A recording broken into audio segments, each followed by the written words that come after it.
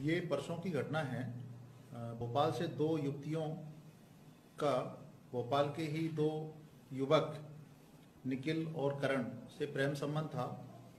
पिछले 2 साल से उनके बीच में रिलेशन रहा है। इस बीच में युवतियों ने जब शादी के लिए दबाव डाला तो दोनों युवक इनको बहला फुसला के और सिलवानी ले जाने का आश्वासन दिया, किंतु रास्ते में जमुनिया घाटी पर उनको उतार के और उनसे बोला गया कि यहाँ एक होटल में शादी का प्रबंध करेंगे।